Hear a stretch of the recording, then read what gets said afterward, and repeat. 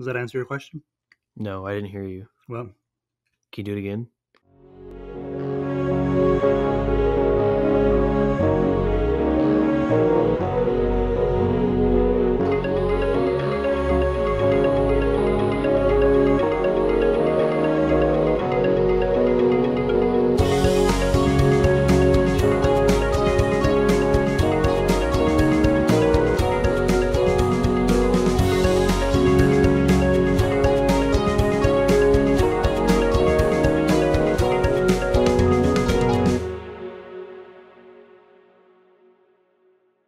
Howdy, roundabout, and welcome back to another brand new episode of Al Pacino's Prison Scene, the podcast where we apparently don't know how to follow the rules that we set for ourselves. Because this week we both watched a movie that neither of us have seen before, and that is Shaun the Sheep, Farmageddon. My name is Thomas. I'm your host, and with me is my co-host. Wait. Jake Ferrier. Are you serious? We're supposed to watch Farmageddon? Yeah. Are you serious? Yeah. Did you watch the wrong one? Yeah. Well, Nick, do you want to do this anyway? Well, I did Farmageddon. You did the wrong movie. Did you say Farmageddon? You just said Shaun the Sheep. Well, if you look at the calendar, it wasn't on the calendar. And Farmageddon is the Oscar-nominated one from last year. So you watched the wrong movie. So are we stopping? Well, we can't do the podcast on two different movies. Yeah, we can. I watched it.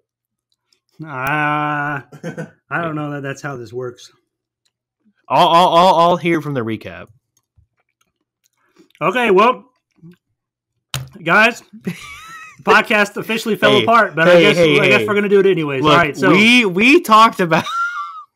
Okay, number one, in your text, you said you did just say Shaun the Sheep, all right? In my defense, you did just say Shaun the Sheep. And what did we talk about previously?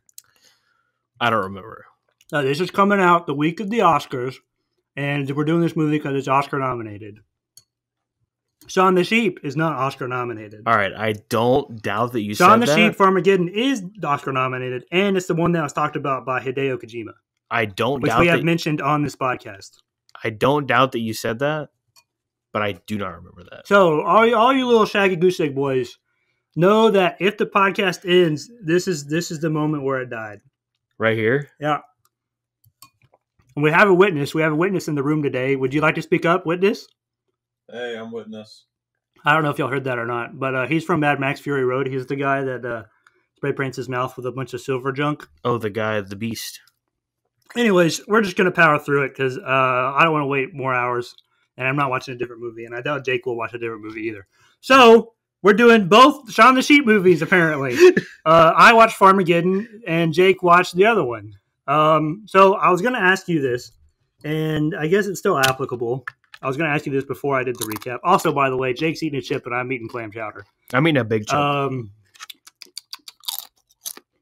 Do you think... Hold on. Never mind. Do you think that the formalist elements of this movie contribute to its meaning? And by that... Oh, here it comes. That smelled like chowder. Better out than in, I always say. God! What I mean by that is... the stop motion elements, do you think that, or claymation, do you think that lends itself to any inherent meaning on its own? I think it does. I don't know, because I was thinking about that when I was watching it, but I don't know if it necessarily has inherent meaning to this specific film. I think it does as a, would you call it a genre, or as like a what? It's just a claymation. Technique. Okay, technique, film technique. But I don't know if it lends itself to any inherent meaning in this.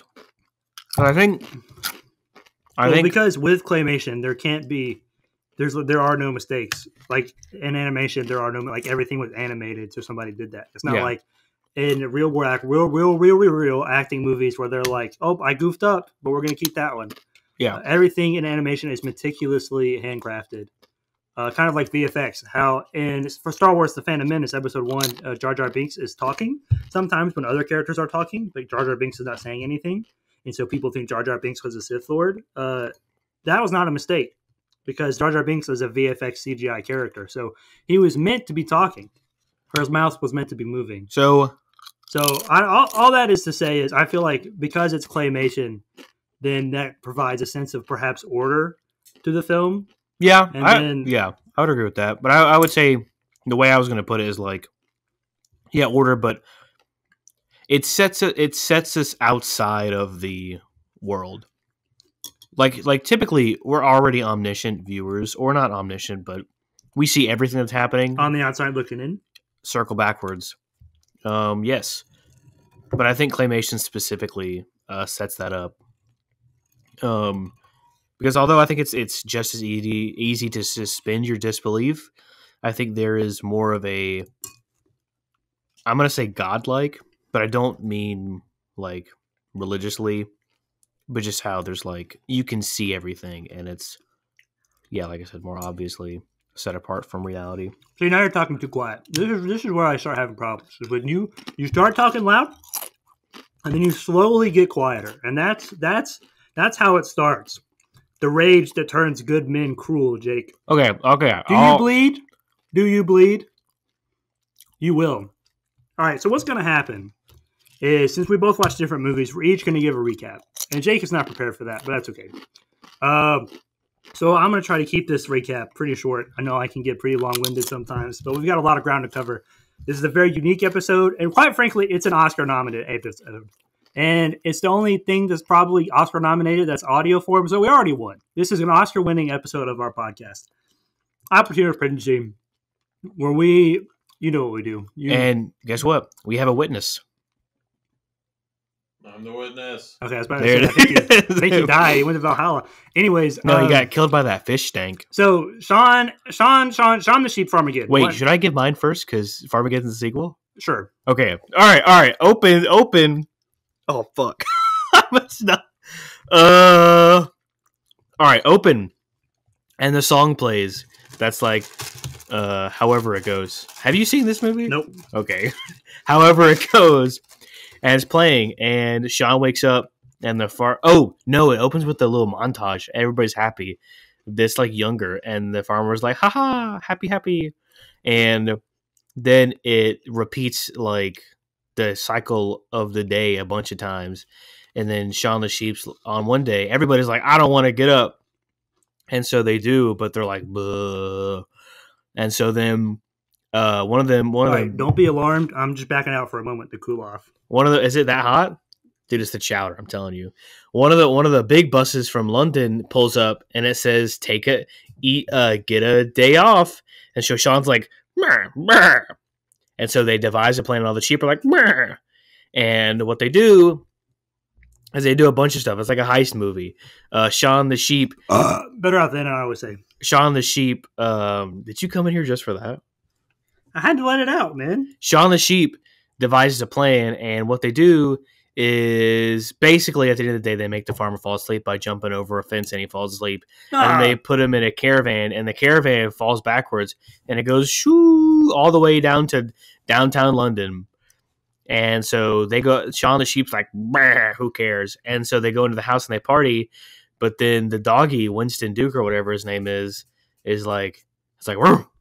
And so then they're like, oh crap. Then there's another thing. It's like, get a life or something, or find a way out or something. Another big bus. And so he goes on the bus and he goes downtown. But then he gets off and there's an animal control guy who's like, I'm going to get you. But he doesn't. And then another bus pulls up and there's all the sheep that were there. They're there too now. They're there in the city. And the animal control guy's like, huh. And so they see a shop that says Pet Collective or something. They go in there and they dress up like the little kids in movies, and they're all that now. And then what happens is, oh god, they try to find him. They try to find the farmer, but the farmer's in the hospital because he has memory loss, and he doesn't remember anything. Maybe I have seen this movie.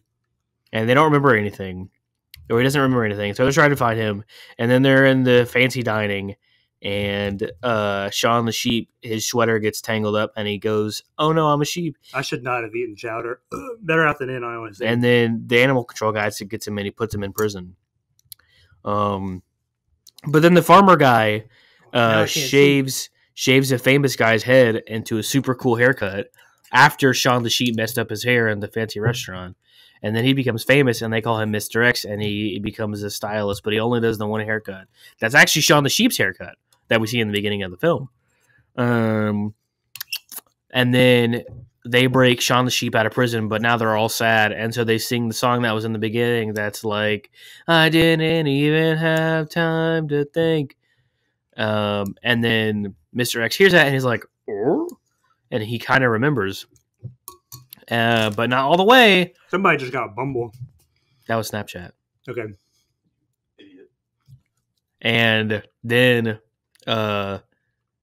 they go in there and they see him and he's like, I remember. But then the animal control guys, and there's like this super cool fight scene, and he electrocutes himself. And then in the end, they're back at the farm. I haven't seen this movie. They're back at the farm, and the farmer guy, the animal control guy, almost tosses him off a cliff. But then the farmer's like, I remember that picture. I remember who you are now. And he goes Super Saiyan and saves all of them. And then the bull hits him across the cliff and to the other side, and he lands in Kaupu. The end. All right. So I'm not good at that. In Shaun the Sheep Farmageddon, right? Movie opens, right? It's this guy. He's eating his French fries and walking his dog, and sees an alien. Alien ship lands. And the dude runs away and he drops his French fries. So he's like, I really want these French fries. So he goes back and picks up the French fries. Better than I would say. And then the alien's like, whoa. And then it cuts to Shaun the Sheep, and he's doing shenanigans on the farm with the other sheeps. And then the dog's like, rah, rah, rah, rah, rah. And he puts up all these signs like, don't do that. But then Shaun the Sheep's like, well, I'm going to order a pizza. So he orders a pizza. And then the alien's like, ooh, I want some pizza. So he gets in the pizza box and eats all the pizza. So then when the pizza guy delivers the pizza to Shaun has 3 legs, but he's really standing on a stool. And then they're like, oh no, I ate all the pizza. And dog confiscates the pizza and gives the pizza to the owner, but the pizza box is empty that the owner has, the pizza box is empty that the dog has, and the pizza box is empty that Shaun has. It's the power of 3s, baby. So the owner gets mad and smashes the pizza boxes on Dog's head. Dog's like, Shaun, why'd you do this? And Shaun's like, I didn't do this. And so the next morning, Shaun's like, well, there's an alien. And then the alien's like, I repeat everything you say because that's what I do. Do they talk in this? No. Okay. And then, well, no, kind of. The alien keeps going, and he's like, man, we should destroy all the things that the dog told you not to do. And then Shaun's like, okay. So then they do that. And then this government's like, ooh, we want an alien because aliens are the government property. Hold on. Okay, that doesn't happen. Anyways, continue. And then Shaun the Sheep's like, oh, we got to get this alien back to his home planet. And then the farmer's like, oh, man, I want to make a ton of money. Let's make an alien theme park because the alien used my farm excavator thing to make crop circles in my yard. Now I'm going to make a Farmageddon theme park. And so he does that. And then he's getting the dog to help him, but then he dresses the dog up like an alien. So then the humans think that the dog is an alien because the dog went to the town to glue some posters up for the farmer's theme park thing. And he saw Shaun running to the woods with the alien because they're going to get the alien ship. And so the government sees the dog, and they're like, oh, that dog's an alien because we don't think he's a dog. He's an alien. So the dog goes and follows Shaun and the alien to the ship, and then they get in the ship, and they go up. But then Shaun's like, man, I really want some more pizzas. And the dog's like, no, don't hit the pizza button. But then Shaun hits the pizza button, and then that makes the ship go back to Earth. And then we learn that the head government lady only wants the alien because when she was little, she saw some aliens, but no one believed her, and they laughed at her, so now she's mad at everybody. And so then they go to the theme park, and Shaun's like, man, I feel really bad for shooting all those pizzas out and destroying his ship, and now he can't get home. So he climbs up the tower that is part of the theme park thing, and the dog helps him, and the sheeps help him. But then the government lady has a giant robot that's like a transformer, and then they're like, bah, bah, bah, bah, bah, bah. And they have a fight, kind of, and then Shaun gets to the top of the tower, and the little egg thing sends out the beacon. It's like, pew! And then the parents come down, and they're like, bah, bah, bah, bah. And then Lilu's like, Mama, Didi! And then Lilu? Yeah, that's his name. Multipass. And then, oh no. Oh, and then the lady who's in the giant robot gets there, and she rolls down her window, and she's like, oh, those his parents are the aliens from when I was little. I'm not crazy. And then that's the end of the movie. And everyone's happy. I really want to watch this, though. Well, hey, Hideo Kojima liked it. It's Oscar nominated. I was supposed to watch this, but Thomas, I just want to say I can feel your disappointment. It's okay. From here. No, it's not. I'm sorry. I let everyone down. Well, at least they know the truth.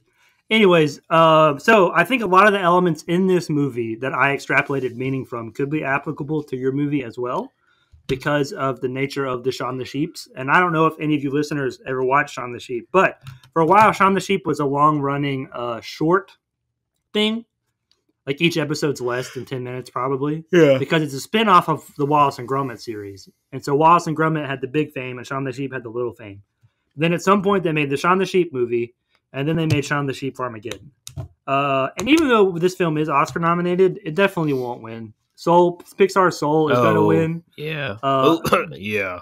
And if I scheduled this episode correctly, this episode should come out what other before the Oscars. Oscar noms? Doesn't matter. It's not what we're talking about today. It's that, Onward, Soul, Wolfwalkers, maybe. I don't know. It's not important. Oh, dude, Over the Moon sucked. Okay. But Shaun the Sheep. So, ultimately, Shaun the Sheep Farmageddon, I think, is ultimately about a conflict between the political and economic systems. And that's not really applicable to your movie, I don't think. It kind of is a little bit. Like something that I saw a lot of imagery is like the distance between like the farm area, like the agricultural areas and the city. So that was a huge. So although not directly, I think that there's a lot of imagery for that. Okay, well, where I'm coming from is initially I was thinking that Shaun, knowing his character, Shaun wants to upset the current social order. Yeah. Because in this film, and I would assume yours too, the sheep act much smarter than the humans do. Yeah, no, absolutely. The biggest thing I saw was weird. Does Shaun read in your movie? I don't think so. Because he reads. That's how. Because there's the ad that says take a day off or eat a day off or something. Get a day off. And in order for him to understand what that was, he had to read it. But I also agree, and I think that they're, especially in the city too. I think the farmer wasn't a subject to this just because he was a farmer, but the city, like a lot of people, were just like not intelligent. Like the hair guy who was like famous for something, his hair got messed up, and so Mr. X, the farmer, gave him an instinctual haircut, a muscle memory haircut, and everybody was like, "Yo, oh, that's awesome! That's crazy! This popular guy's a haircut. Now I'm gonna get this too," and everybody got it too. So I think there was something there to say like that the people are the sheep, not the sheep are the sheep. Yeah. So I agree with that. Well, I think that's more of like conformity and something that I learned in psychology that I don't remember. But I think there's an intelligence hierarchy present in Farmageddon, but I'll talk about that more later. But the economic systems or political systems meaning stems from that, because I think that Shaun, or the sheep being smarter, lends itself to like our conversation about Marxism and Sky High. Mm-hmm. How there's a hierarchy between supers and people and then sidekicks. So, like, the sheep are arguably the lower class, even though intelligence-wise they're above the humans. Right. But the sheep still serve the humans. So that's where the Marxism comes in. Then I think there's also elements of anarchism, and which, as a good friend and fan of the podcast says, I'm not against guns, but I'm an anarchist. Anarchy comes in because in my film, the dog puts up a bunch of different signs, and it's like, sheep, don't do that. And then when the alien comes in, he and Shaun kind of literally run over all the signs that the dogs put up, and then deliberately do like 2 or 3 of the things the dog told them not to do. Yeah. And so that's a rejection of the law structure of the society that Shaun is present in, and to me that lends itself to anarchy. And I would assume some of that is present in your film. Yeah, no, for sure. I think, although I think it takes a bit of a different approach. I think you're talking about like fundamental law, and I think what's presented in Shaun the Sheep 2015 is more of a societal law, breaking down those structures versus breaking down like a judicial structure that's presented in yours. Because something I saw a lot, and that this, I want to say maybe this is just coincidence, but like you said, like this was. Everything was put here. That means everything has to have some kind of meaning over and over again. There are, so the 2 big things is that there was advertisement, and that's what got Shaun the Sheep into the city, essentially. Right. And then everything that they did was almost because of a sign for a store that they saw.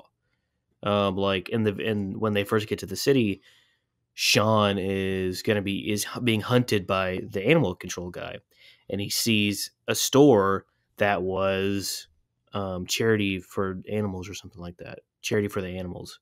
It was a clothing store, but because of that is why he went in, which is why other things happened. Somebody's on Bumble. So, but I think each one of those was in direct contrast to like what they were, what that place was.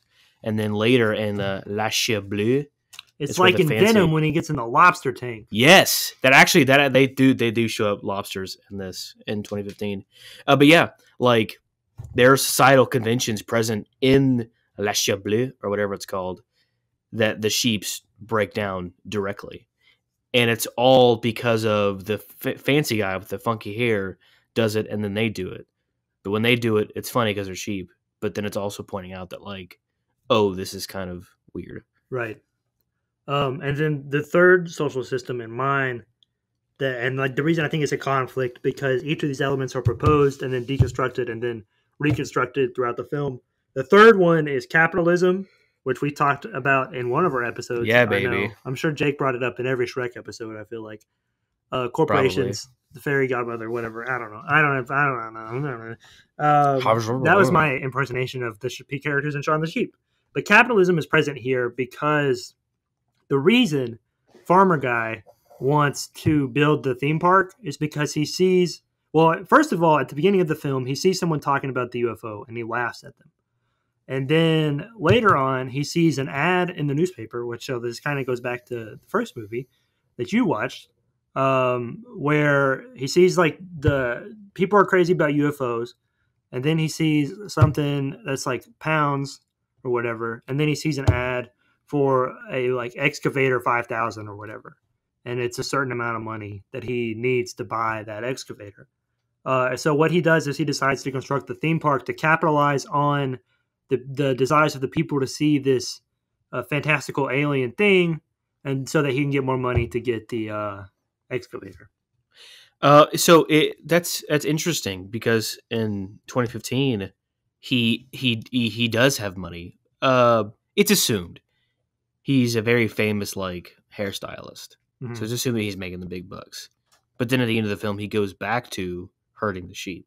So it's interesting to see the contrast between 2015, where he does find his roots again, and then in the second movie, Farmageddon, he goes to that sensationalist, capitalist mindset. Right.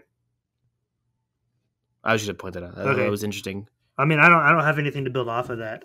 I just thought that was an interesting conflict there. And then the other thing that's thematic in mine, for the most part, well, I guess put a pin in that. I'm going to talk about the intelligence hierarchy because that plays into the political economic systems. So I think that these films, specifically Farmageddon, presents an intelligence hierarchy in which the humans are at the bottom. Maybe some other farm animals are below them. I don't know. Were there pigs in yours? I feel like the pigs could have been below the humans. But it goes humans and then dog, because that one dog we see, I would argue, is smarter than the farmer. The farmer's dog with the blue hat? Yeah. Okay. Or at least he seems to be aware of what the sheep are doing, whereas Schnitzel, the farmer is his not. Name is. What's his name? Schnitzel? I have no idea. Baguette? I don't know. Berkeley? No, Barkley. But would you agree with that? Oh, yeah. Understand more what's going on. He does, and it seems that he has almost reached... Did you say Barkley? Yeah. That's good. Thank you. He's reached a level maybe higher than the sheep, maybe not on the levels of intelligence as it comes to like thinking and like how to solve a problem maybe, but rather he has a matured intelligence where he kind of sees movements better than they can. Right. Like in the first one, he is the one that's like, hey, we got to save him. Save who? Save the farmer. Oh, yeah. Save the farmer because, and we see this, is that as soon as the farmer leaves, everything goes to shit. And so Barkley's like, hey, we got to fix this or else everything is going to be like this. Everything is going to be bad. So I might say potentially that he's above the sheep, or maybe even to the side, because of that matured intelligence. Okay, I would say the reason I say that the sheep are above him is because to me it seems to be like a Tom and Jerry relationship. Whereas Okay. Tom is always aware of Jerry, but it seems like Jerry always ends up on top. Yeah. Like there's never really any consequences for Shaun. Whereas at least in Farmageddon, every time the dog gets in trouble, it's really the dog gets in trouble because he was showing the farmer something Shaun did. Yeah. And then Shaun's not there to reap the consequences. Fix it for me, the title sequence. Right. Wow. And then above the sheep, I think, are aliens because, and I know you can't speak to this, but in Farmageddon, the aliens actually have a coherent language, whereas they say words like zoom zoom, and the kid calls his parents Mima and D-Dad or whatever. Yeah. And his name is Lilu.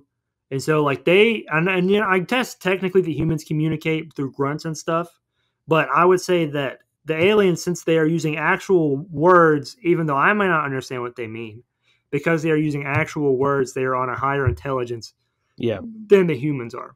Well, and it's funny that you say that the humans use grunting. So the farmer goes into the hospital after the big old wreck with the caravan or whatever, and he doesn't remember anything. And so the doctor walks in. It's him and another doctor, but he walks in and he has like these pictures of like people in like uniforms, and the doctor keeps putting him down, and he's like, "Meh," and he goes, "Meh." Another one, "Meh," like fireman. You know, he says, "Meh," and all this stuff. So he never like actually like asks the question. He's just putting down, you know, the picture, which is I want to go back to like the idea, like you mentioned, like what is the inherent meaning of, you know, claymation? Yeah. And how there's order, but also kind of like we're set outside of it. So, but that means that everything has to be intentional. So if we're talking about intelligence, let's say for the sake of the argument that this is the reality that these humans in this claymation world live in, like they cannot communicate verbally, at least with simple and complex sentences, right? That go beyond just, you know, grunts and gestures. And you know, it's interesting because in Farmageddon, there's the character of like the evil government lady. She looks a lot like the villain in Chicken Run. So I was thinking potentially she's a descendant of that character. Yeah. But because in Chicken Run the humans talk, and in this movie they don't, or in the Shaun the Sheep franchise they don't, I feel like it's a different reality entirely. Or we're just presented a different version of reality where we can't understand their grunts or whatever. Well, but yeah, because like everyone talks in that film. Yeah. So that I think that it could be.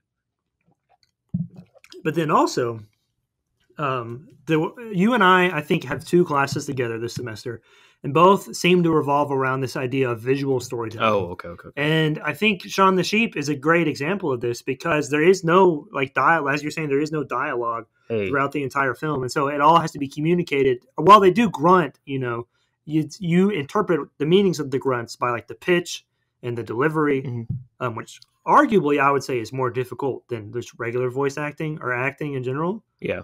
Being able to convey emotion, which is like, which I get, that sounded like a Minecraft villager. But it's done so in a way that, you know, it makes it easier for a kid to digest, but then also it's more universal. I think. Well, and I was just talking to Deshaun about this because Chris asked what we were doing, and I told him, "Bye, Nick." No, you're supposed to use your words. This isn't Shaun the Sheep. Oh, I was looking at your books.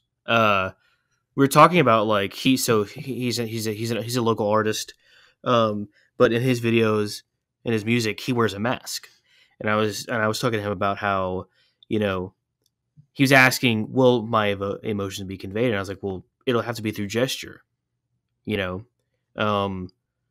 but I think that's a thing that was presented in Sam Raimi's Spider-Man's or any of the movies before, you know, that facial movement over a mask was available. Right. Is that had to be? Oh, like how Deadpool and Tom Holland Spider-Man are more emotive. You're right, because their masks move. Yeah. Whereas like Tobey Maguire's mask didn't move except with like his lips. Right. So we had to use more than his like face to convey emotion. Well, and that's interesting also because, talking this isn't really relevant to Shaun the Sheep, although maybe Shaun the Sheep was adapted from a television series, as I mentioned earlier. So that's where this could potentially come in. With the CGI on Deadpool and Spider-Man's face, that kind of makes them more comic accurate because in the comics, their eyes do change shape because, it's comics in his drawing or whatever. So like the rules are different than in a quote unquote photorealistic movie. But I'm also glad that you brought up Spider-Man because I meant to mention Amazing Spider-Man in here. Like Andrew Garfield? Yeah, because as I mentioned up top, we broke a lot of rules this week. We broke more rules than I thought we broke this week because we didn't watch the same movie. But I broke the rules. That's inadvertently a thought experiment for all you listeners and to let us know if you want us to do this again on purpose next time. But in Andrew Garfield's Spider-Man movie, the final line of that movie is, "Don't make promises you can't keep, Mr. Parker." First one? Yeah, and he says, "But those are the best kind." So I know I say we have rules on this podcast, but I feel like we break them every other week. So, rules are just more like guidelines. Unless you're in Zombieland, then you should probably follow those rules. Yes, there's another movie that does Double that. Tap. Double Tap. What? Did you like Double Tap? Yeah. Okay. It's good. All right. But not as the first. Ruben Fleischer, baby. Is that Flagstaff? No, that's the guy that directed it. Oh. He also made Venom, but he's not making Venom Let There Be Carnage. No, that's Adam Wingard. Nope, it's Andy Serkis. Really? Yep, you didn't know that. Boom, broasted. All right, continue. Broasted? Yep. I'm gonna use that now. I'm gonna quote Joe Rogan. You want to hear another thing? Because I'm a Brogan. Okay, well, you can go ahead. And then when they don't, no, Brogan is John Hamm. I know. That's what I told Angela. She was listening to Joe Rogan this morning. I was like, "Oh, so you're a Brogan now?" And it's like, "What is that?" And I was like, it's John Hamm. It's John Hamm. Yeah. But yeah, I'm gonna quote John Hamm, Joe Rogan or John Hamm. I'm gonna say, "Yeah, get broasted." Dude, John Hamm, he's my favorite in 30 Rock. I haven't seen 30 Rock. I know. Go ahead. That was it. Eat your pancakes. Get roasted. So, Biggest Bad Small is good. I do want another big chip, in the mid-credit scene of Shaun the Sheep Farmageddon, you see the guy, the farmer, he's driving his big thing, and they throw a Frisbee into the dog and the sheep accidentally throw a Frisbee into the excavator, and it blows up. But earlier in the movie, they accidentally throw a sheep into the small excavator. A sheep? A Frisbee. Oh, my God. And into the small excavator, and it just comes out the top. So Biggest Bad Small is good. Our old paradigm shift is back in place. All right, quit looking at your phone and give me something else. Sorry. What do you want me to give you? I don't know. Something about your movie. Unless you don't have anything else, I can keep going. No, I mean, I can. Well, I'm trying to relate it to what you just said. All right, well, you don't have to. All right, does yours have the sheriff of Mossingham or whatever? Mossy Bottom? No, Mossingham. Nope, because Mossingham doesn't exist. Well, in my movie, there's Mossingham Forest. And so I think that's supposed to be a reference to Nottingham, which is a character within Robin Hood. And so I don't know exactly how Robin Hood relates to this. And I was hoping that you'd be able to help me figure it out, but obviously that's not going to happen. Yeah, sorry. Whoops, nope, I clicked on Prince John. Hold on. All right, so Robin Hood, the story of Robin Hood, for those of you that don't know, sometimes he's a fox, but most times he's not. The story of Robin Hood is about a guy who is born of... Nope, I'm not reading that part. Hold on. I'm doing Wikipedia, the most reputable source around. All right, so he fights in the Crusades and then returns to England to find his lands taken by the sheriff. That's probably not in all of the things. Have you seen the Taron Egerton one? No, why would I do that?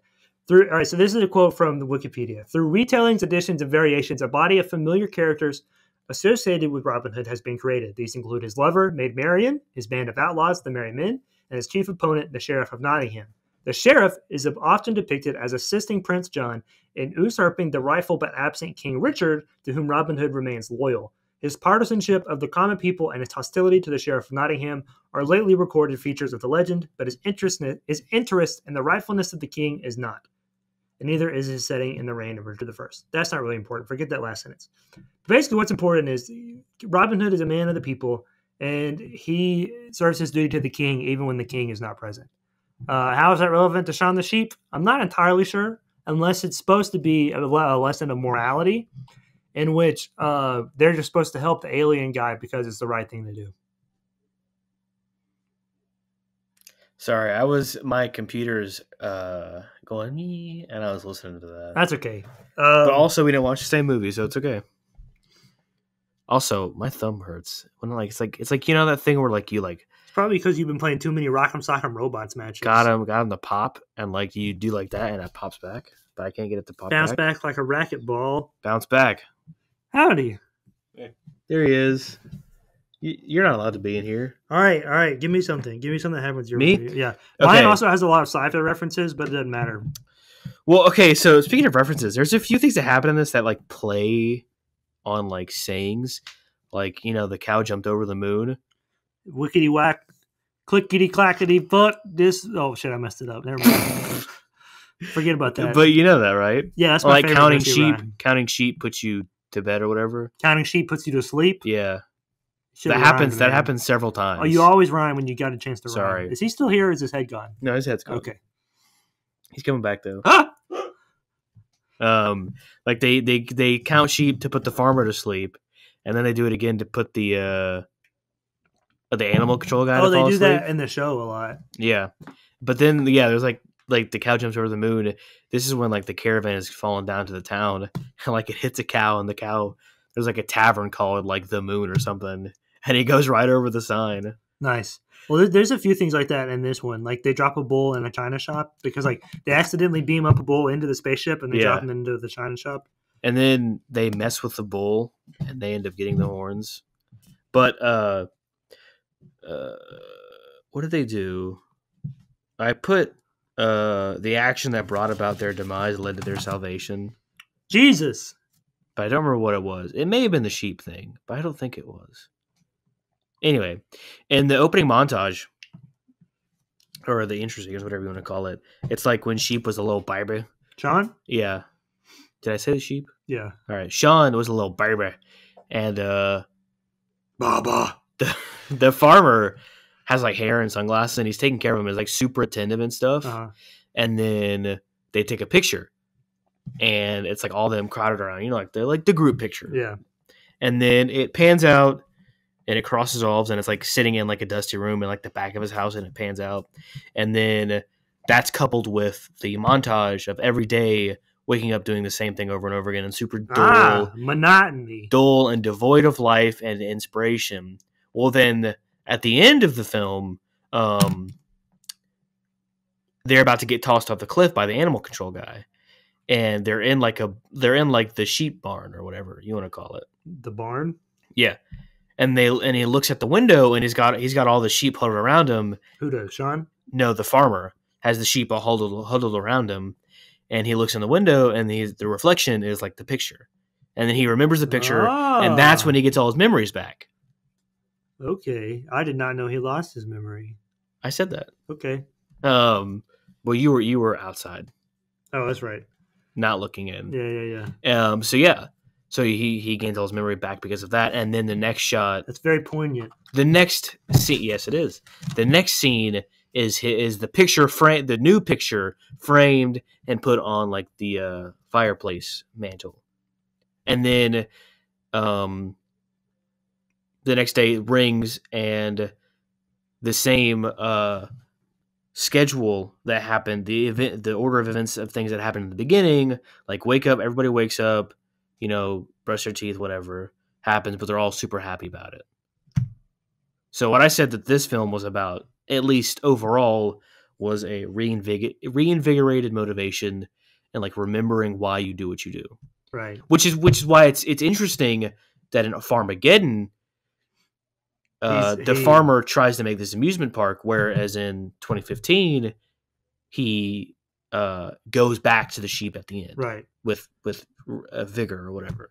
Yeah, and it kind of feels like his arc got cut at that movie, and then this movie, it's almost like it didn't happen. Yeah. But I will say that it feels like the 2015 movie is thematically about what you said, but also like rediscovering yourself and what it means to be family or like part of a family. Yeah. Because I would argue, from what you're saying, it seems like the sheep and the dog represent the farmer's family. Mm-hmm. Well, and they forgot for him throughout. Right. And they kind of forgot everything. And I think a big point that happens in 2015. Someone's on Bumble. Go, 2015. Haha. 2015 is the year that the year that they went back to the future. Well, actually, no. They go back to the past. They're just going to the future. Oh, right. They go to the future. Yeah. Where are my hover skateboards at? Huh? On the internet. Huh? Anyway, a song that plays over and over again. And at first it's non-diegetic and it's in the intro sequence. And then it is diegetic because that means not in the world of the film. Because it's being played through a tape recorder. And diegetic means in the world of the film. So then it's playing through a tape recorder and they go to the city. Plain old folk. He goes to the city and he plays it again. And then the farmer becomes Mr. X, which is the hair salon guy. And he doesn't remember a whole lot. He remembers that he uses the razor, but that's it. And then they're like in like a junkyard and Shaun tries to play it. Well, the tape player messes up and basically ruins the tape. That's what it did. And so then they end up acapellaing the song and it's super loud. And so the farmer hears it. Mr. X hears it. And then he really starts to remember. I have something to say about that. But what do you think is your favorite acapella moment in a movie? I have a definitive answer. All right, I like this one. I don't remember. Guardians of the Galaxy Volume 1. At the end, when Peter Quills go, "Ooh, child, things are gonna get easier. Ooh, child, things are gonna get brighter." You don't know this song. No, I don't. Not as well as you. I had to learn it for church. But that's in Step Brothers as well. Not important. Mr. X, I think, is this is kind of on the surface meaning, but what about the one that's in Always Sunny and they're in the boat? That's not a movie. Oh, you're right. I also don't know what you're talking about. Unless when they're in the boat with Rumham. No, they're drowning in the boat. They're drowning in the boat. Okay, they're locked. Are you talking about the sit down, you're right on the boat? You want that? I'll show you after. I don't think they acapella when they're drowning. I'll show you later. Okay. I watched that episode like a few weeks ago. I don't think they do. They do something that's like that. But this is pretty much on the surface level, whatever. But Mr. X, I think, is supposed to signify his loss of identity. Because like X, is like mystery or whatever, like the X-Files. However, the first thing that I thought of when you said Mr. X was Professor X from X-Men. X-Men? And then also Red X from Teen Titans. Which, again, is supposed to be a mysterious character, but if you watch the show, it's pretty obvious. Oh, dude, there's a bunch of... Well, I guess that's not a cappella. Someone's on Bumble. So another thing that's prevalent throughout mine, or at least initially, is like the fear of the unknown. Because the reason the guy drops his French fries at the beginning is because he sees the alien, but he's not sure what it is, so he just runs away. And then I think that's kind of blatant commentary, but it's there, so I'm talking about it. And more specifically, that humans are afraid of the unknown, but then also this fear turns into an infatuation. Because even though the first guy was initially afraid of the UFO, all of the other humans that didn't personally experience it become obsessed with it, like I mentioned, and that's why the farmer does what he does. But there's this infatuation that develops out of the fear, which is, I think, partially... why we like true crime, why people like true crime shows and all that stuff. I don't. Because it's like, it didn't happen to us, but you're fascinated about it for some reason. And then that also plays in at the end. So this theme kind of comes full circle, more so than the class struggle, political system, whatever I was talking about earlier. Because of the X-Files, the government lady, because everyone laughed at her. Because what she said, she saw, seemed unrealistic and fantastical, and so it could never exist. I think it's heightened because it's a claymation movie. I think that level is heightened. Well, there you go. That answers my first question. But better than also, I always say. I think it promotes at the end. Her feelings are validated because what she saw was real. And it's the aliens that she saw come down, the exact same aliens. So I think this is suggesting that we should not ridicule those who believe in or propose ideas that seem unrealistic to us, just because they are the unknown. Into the unknown.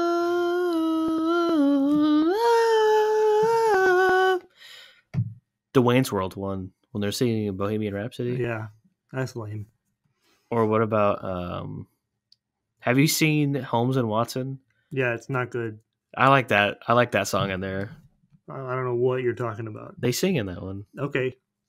The only thing I remember from that is he eats an onion like an apple. Dude, it's hot in here. Yep. I think my vision's fading. I don't have much more to say about Farmageddon. Are you using my phone charger? Yeah. Did I say you could do that? Oh. There's a disturbance in the force. Nicholas. I'm just kidding. I'm just kidding. He's coming over. Oh, someone's on Bumble. I could. Oh, God. Thomas, when y'all start recording, I'm gonna murder you. Well, it had to happen sometime. Now we can make 2 true crime documentaries and make twice the money. No, it's 3. We're gonna make 3. Yeah, but if there's 2 murders, then that means now there's 6. Whoa. Oh my God. But forget bloop. All right, so back to being goofy. No, with we rewound, so we're not going back to. We're just we are going back to because you were just talking to Nick. Keep it on going. I gotta. Audio. You said you can't edit audio? No, everyone knows that. What? I'm bullseye. All right, so I do have 2 more interesting things. I mean, I also the sheeple thing that you were saying earlier, I also think is applicable. Okay, we'll keep talk about that because these are little tidbits. I don't. That's it. Okay. Well, okay. So in the beginning, Farmageddon's a cool title though. It is a cool title. In the beginning, after they kind of try to escape like once or something, but they fail. They're in the barn and the farmer is silhouetted, but his hair is up like horns and he's holding a pitchfork, which is obviously supposed to represent the devil or Satan. And then at the end of the film, they like knock off the animal control guy, but he comes back and he's got like a scythe and he's silhouetted against the moon to represent death. Oh, but that's creepy. Something that's very interesting is that they saved the farmer, who at the beginning of the film was analogous to Satan. Are you saying Shaun the Sheep is a Satanist movie? I'm not saying that. Farmageddon is definitely not. I'm just saying that exists. So, and if we're going by the notion, that's why they had to cancel out his development because they're like, all right, we're not dealing with Satan. But look, he just exists independently of Shaun. If we are saying that everything is intentional, not only in film in general, but specifically claymation, then that happened. I mean, hey, now whatever that means, hey, who knows? Satan is Satan, but it happened. It's also Santa. That word for that I'm thinking of. Kris Kringle? No. Oh, where you flip them around. Yeah. Anagram. There you go. Is that right? Yeah, that's right. You get a Teddy Graham, but with an I, so it's a different gram. All right, nope. See, you always got to sexualize a lady at some point. I didn't say anything. And that's not even related to this movie. I looked up anagram to make sure I was right. Yeah, all right. I just said her name, you. No, we gotta get this show on the road. Okay. Did anybody blow up in your movie? I got one more thing. Okay. I also love. I'm sure there was a bunch of references, but the only one I actually caught, they make a Monty Python and the Holy Grail reference. So like they're in a horse, and one of the sheep has coconuts, and you go. Nice. Yeah. You know, the first thing you said, Monty Python, you know what I thought of? So I'm the teacher and you're the student. Oh, dude. You can't educate me because I'm the teacher. That would be wrong. No, you're doing it wrong. My bad. You go, well, that will be preposterous. Because if you were to teach the class, then you'd be the teacher.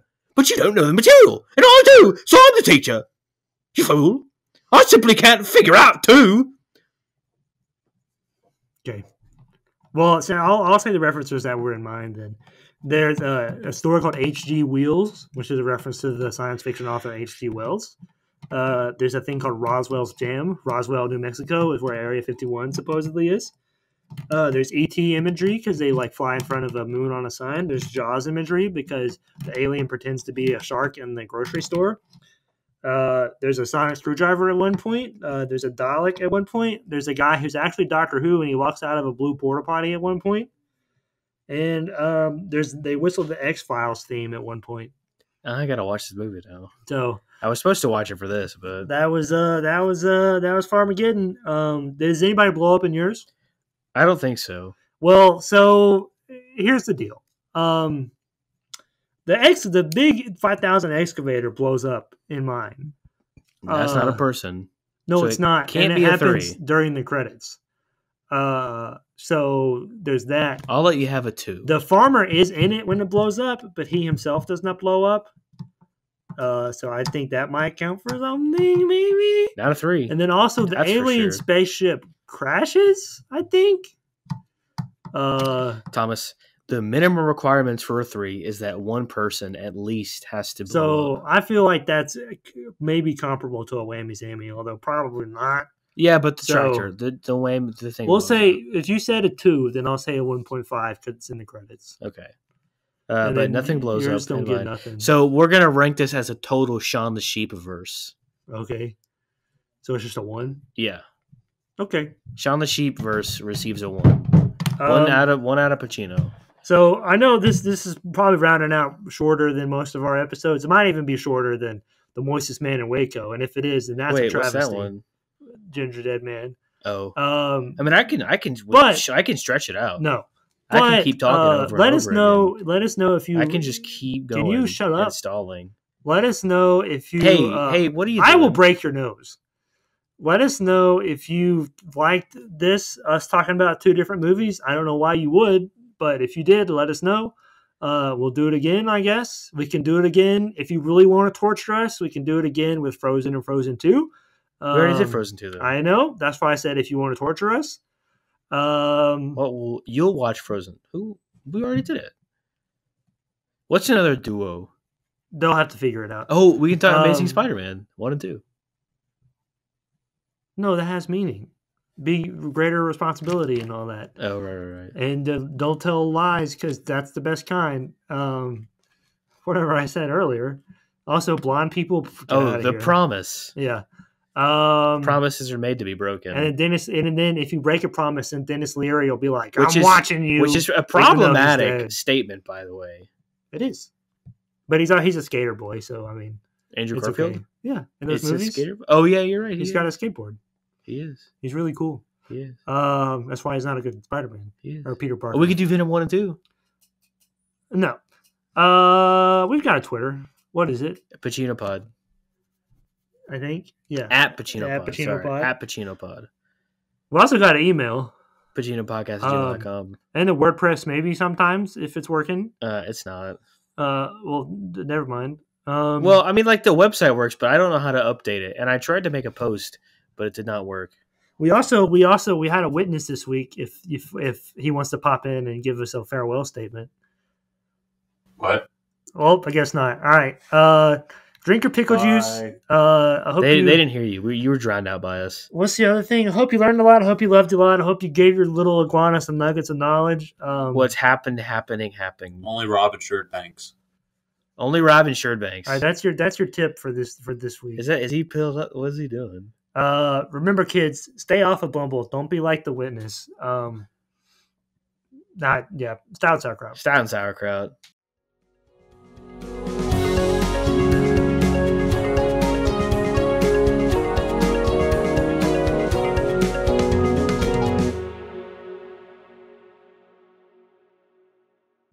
You didn't give me a chance to do my thing. I was going to go.